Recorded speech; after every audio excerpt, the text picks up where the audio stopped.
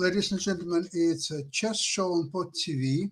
My name is Sasha Starr, and today's guests are Professor Ken Regan. Welcome to the show, Ken. Yes, thank you very much for having me on. It's a terrible week. Yeah, we'll discuss it. And of course, Professor Dan Fleet. Welcome to the show, Dan. Hi, Sasha. Hi, Ken. Good to join you. And I share Ken's sentiments about what a tragic week it's been. Right. Yeah, we are. Let's talk about it. Of course, today we are recording it on Friday.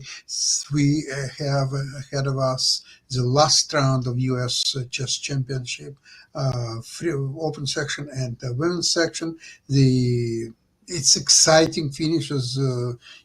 The best scenario couldn't even be as close as to what's actually happening here.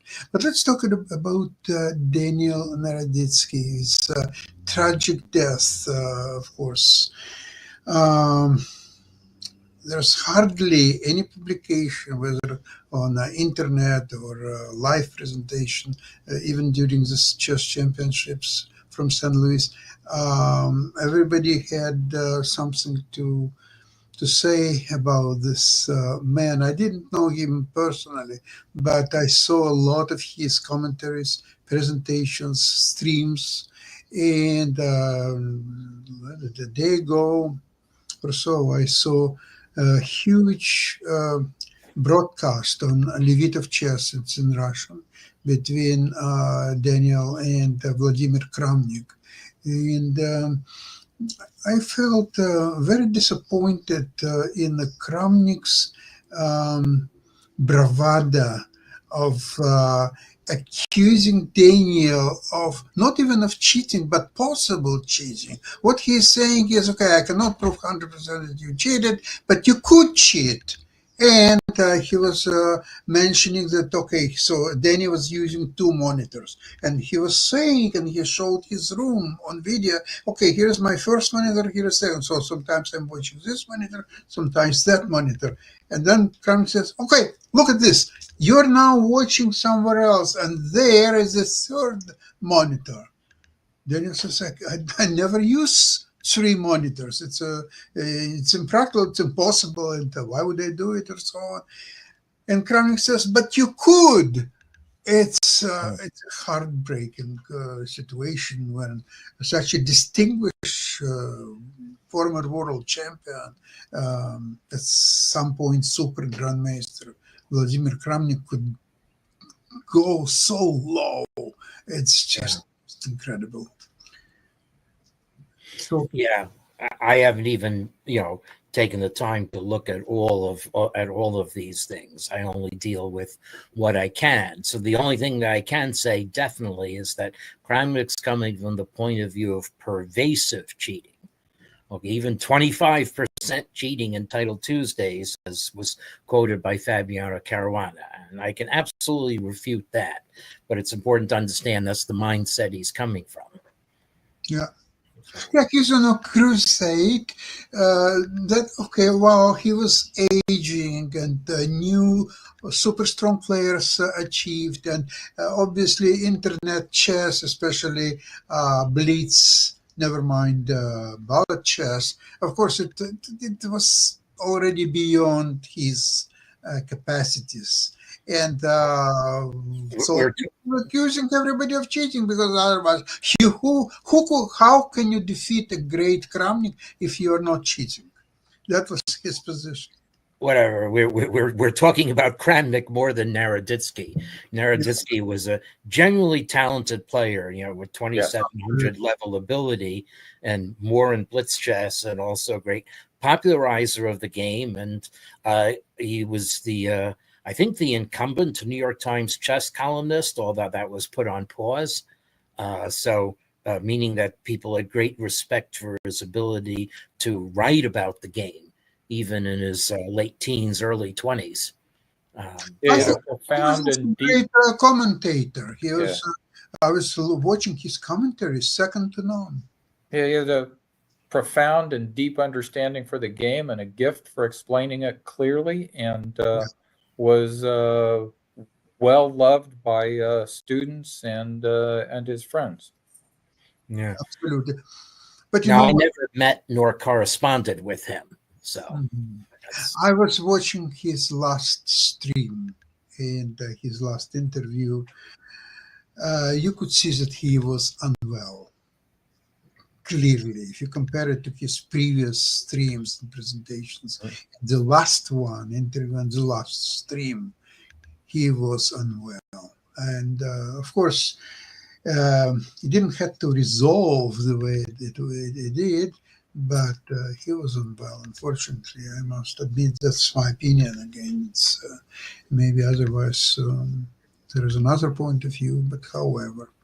Well, let's see that we will all remember him as a great chess personality, educator, player, streamer, commentator.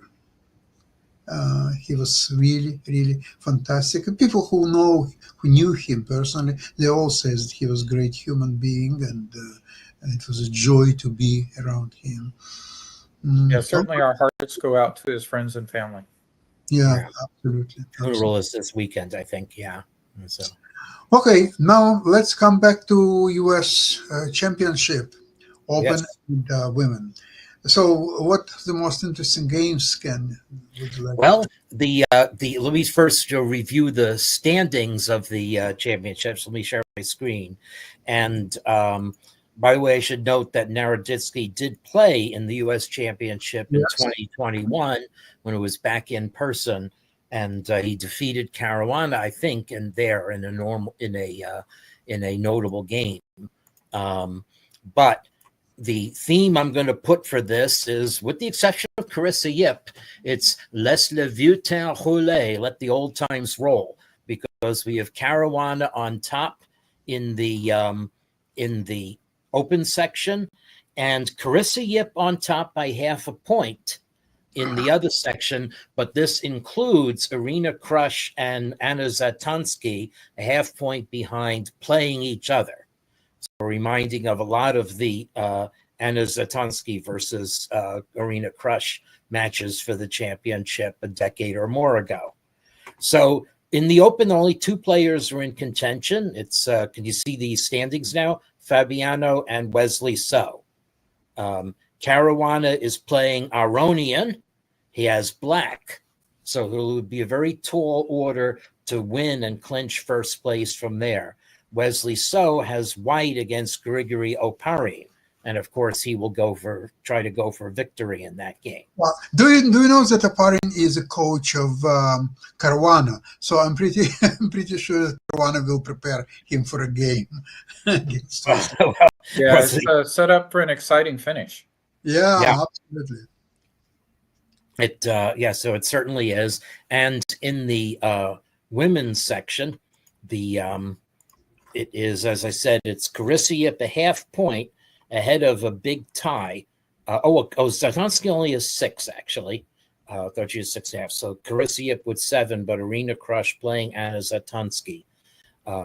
And Alice Lee, who had a reverse losing to Zatansky, recently, is still in the mix, as well as Anna Sargsyan, who was the tournament's early leader before she hit a patch of 2 lost games in a row to Carissa Yip and Nazi Paikidze.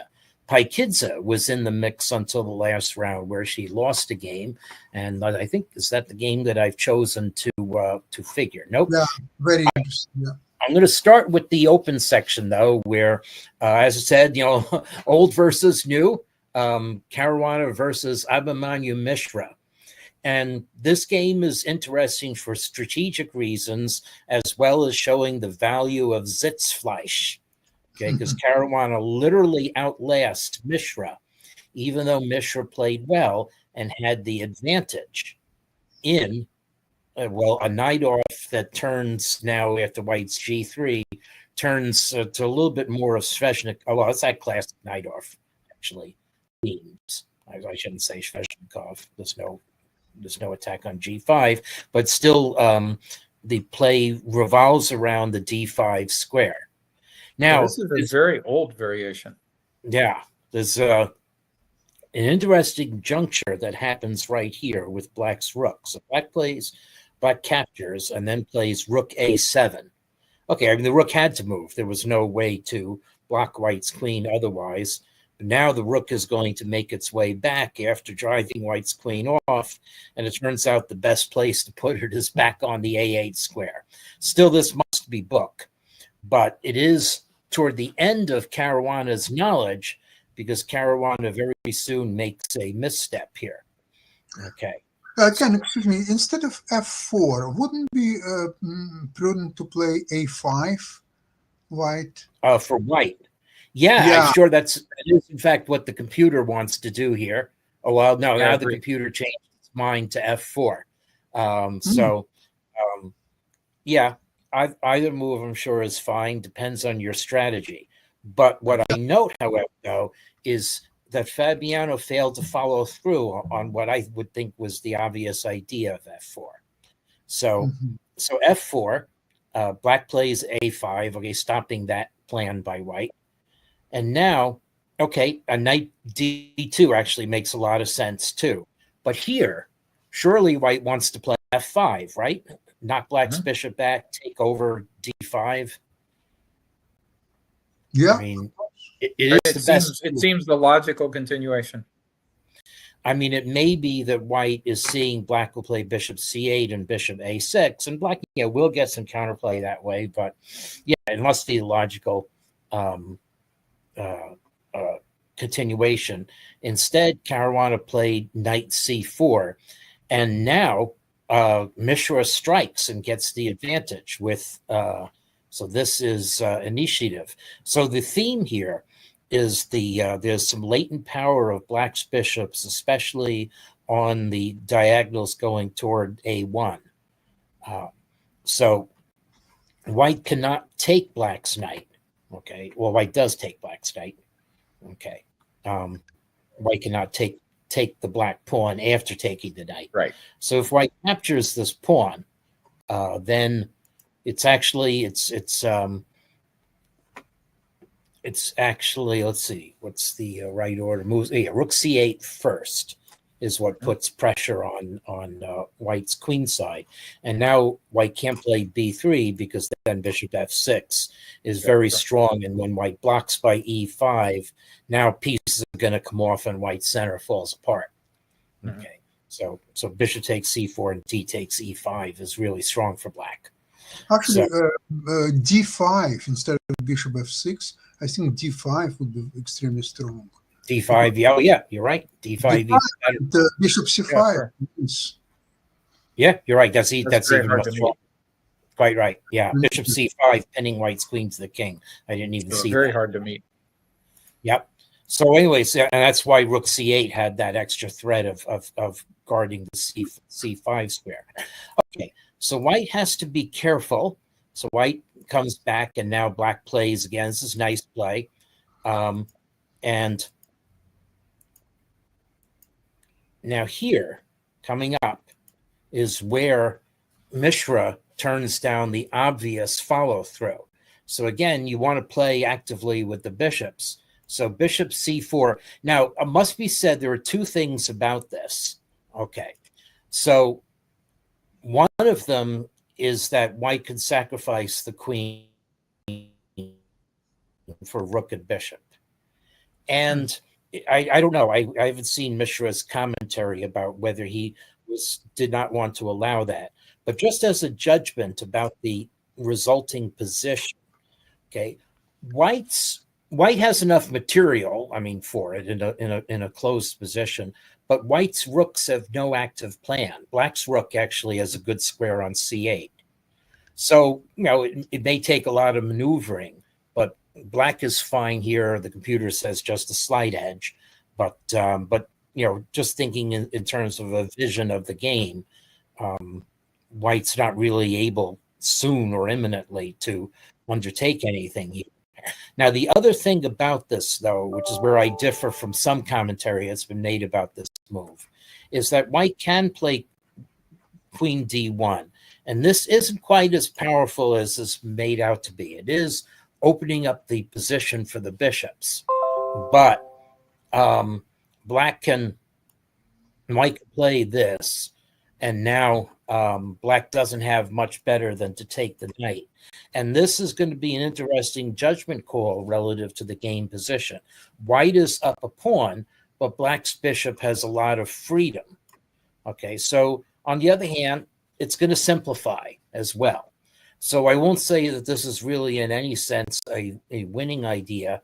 White does have to be careful about allowing this move if rooks come off. So black certainly has enough counterplay. So, is it your impression that black was playing for a win this middle game position? No, I think a draw.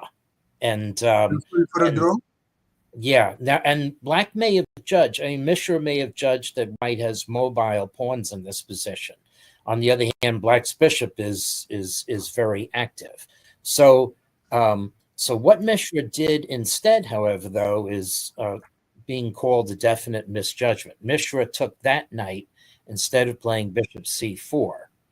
And now, okay, pawns are even, and we have bishops opposite colors, but black's bishop is blocked in, and black's d pawn is weak. So now there ensues a long period of time, and black basically is holds the position to near equality for 60 moves. So I'm not going to say in any sense that white is winning, but maybe white has better prospects to play for something. White has a break on e5 that might be a factor, ability to surround and win d4. Black has an open file, but white can block it by bishop c4 if need be. I say white's preponderance is on the king side.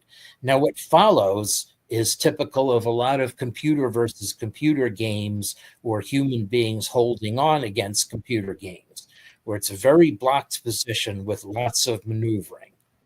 Okay. So I've considered, wondering, is there some vast eternal plan in this position by which white can demonstrate a win? But I just don't think so. I think this is wood shifting. But black does have to guard things on both sides of the board more than white does. Black has to guard against a possible white queen invasion on the queen side, looking way down the road. Black has to guard against white playing e5.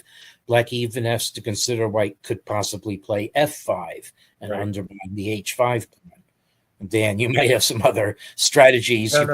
F5 is what's calling to me. So we'll see if that happens. Yeah, I'm sure you've seen long correspondence games. I have. This. Yeah. So interestingly enough, at this point, Caruana decides to trade queens and go in for that. Now the computer says black could have held the game just by playing king h6. So maybe this was a little too committal. So now the question is, black has another weakness, and f5 still retains point. So is white winning here? I don't know. It's half a pawn advantage, says the computer.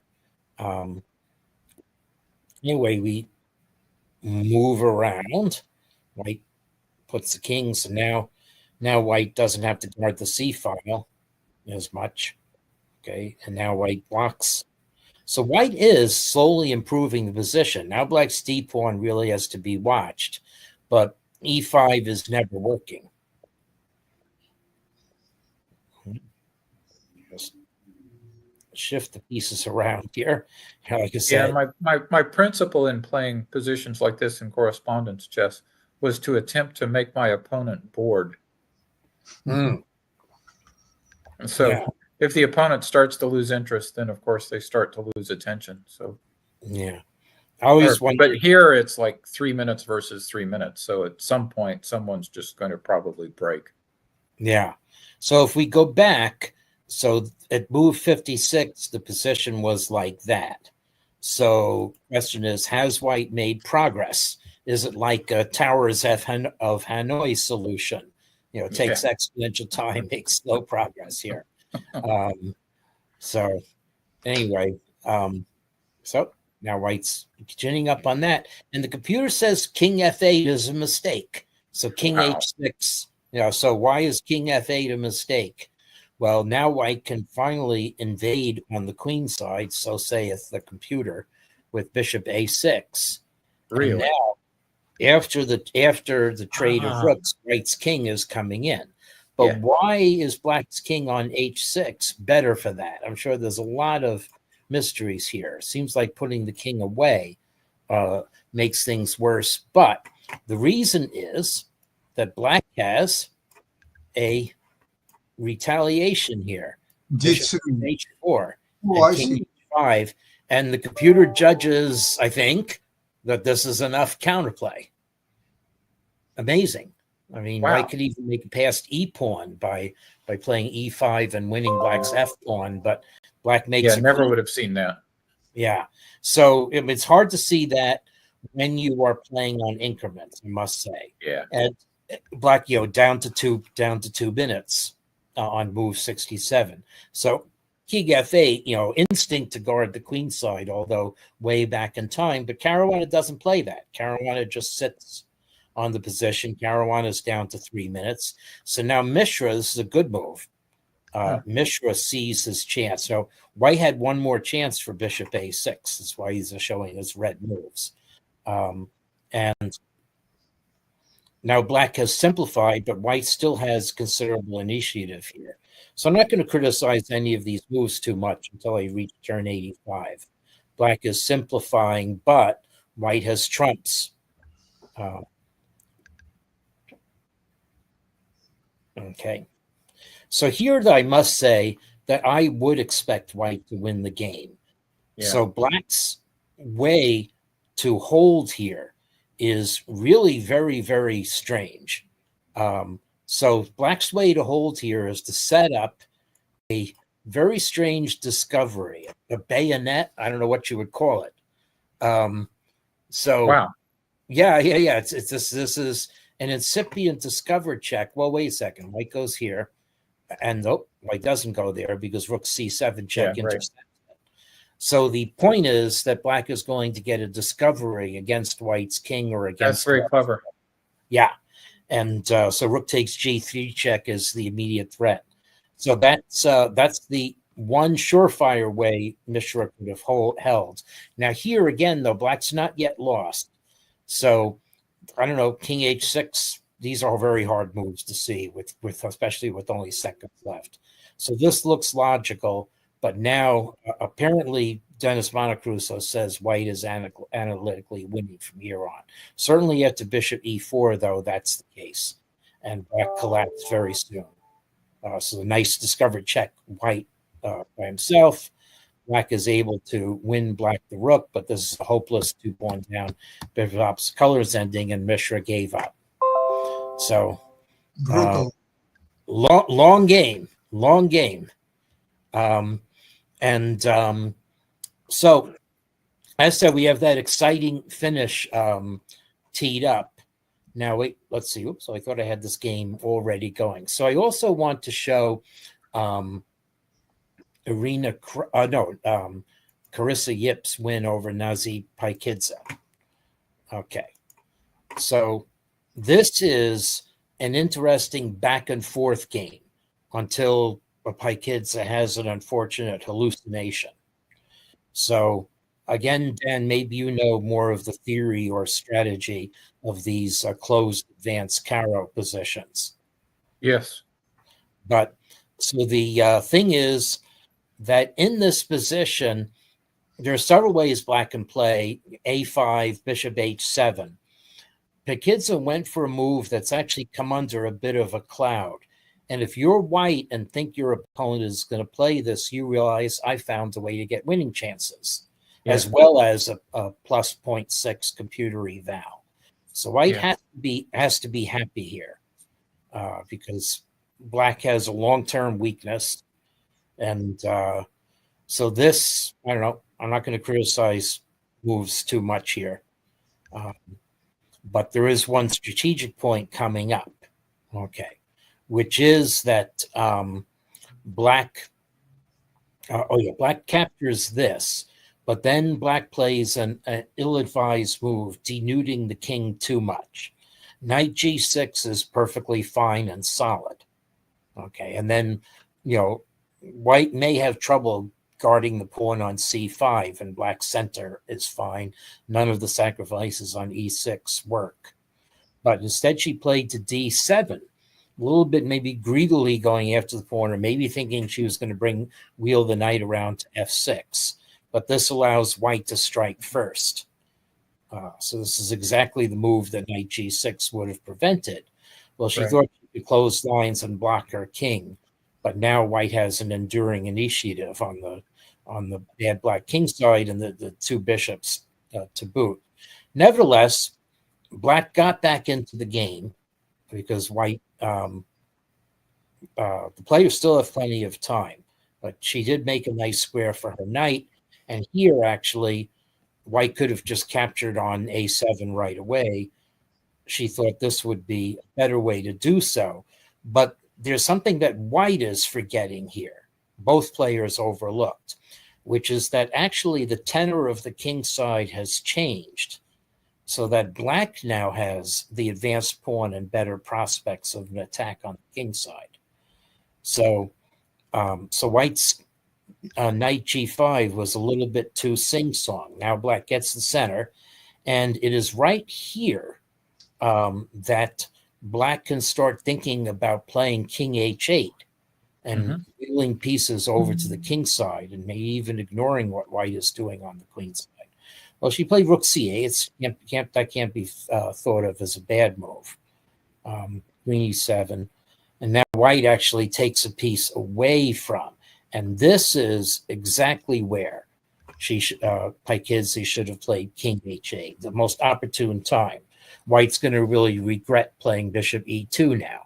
And it's student body right onto the g file. Even if black's rook on f6 goes somewhere, queen h4 is even going to be a possibility. So instead, however, though, Paikidze had a hallucination.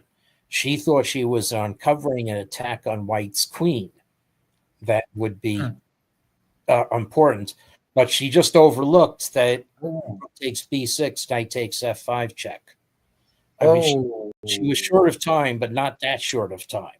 And if black merely captures on d4, then white just is 2 pawns up, and white retreats the queen to b4, and will be 2 pawns up in a nice position. Yeah. So yeah, nice shot. So she tried this, and it's all over. So and gave up. So that's how the things were set up in the women's section of the. So Will Carissa, yep. So she plays. So Krush and Zaptansky play each other, and Yip plays. Yip plays not Alice. Oh, Sargsyan plays Alice Lee. So Yip is black against Thalia Cervantes. So again, she has a good chance of winning and making sure there's no playoff on Saturday. Well, we'll see how it goes. It looks, exciting finishes on both sides. Right. Absolutely. Well, there's one more thing I want to point out. The European Club Cup is also happening in Rhodes, Greece. And let's see. Whoops. What happened? Okay. So actually, this game actually ended. So the top match. Whoops. Okay. So I'm getting a different display. There were two. These, of course, are often corporate-sponsored chess clubs. And one important point is that it's perfectly fine for them to have non-European players, just like British soccer, or European soccer. So you have Faustino Oro of Argentina playing, but the game that I want to find, that I had queued up, was between Gukesh and Erigaisi, and the display has changed on me. So I can't find where it is now. So they were playing a game where Gukesh really had a strong advantage and let it slip. So let's see if I just click back at the beginning of it and reload, will it show me that game? I'll have to look at this one on my own because I've got to drop off. I've got another event starting. Oh, here it is. Wait, the game is still going on. Yeah, and definite now that white is winning. It was rook and 4 and knight against rook and 3 and bishop, and I thought still real winning chances. So anyway, okay, that's thanks very much for coming on. Thank you very much for the program today for both of you, and I will see you next week, same place, same time. Have a wonderful weekend, and I'm looking forward to see you again. Bye-bye. Okay. Yeah. Very best to you both. Enjoy the All right. conference. Bye, everyone. Bye-bye. Bye-bye.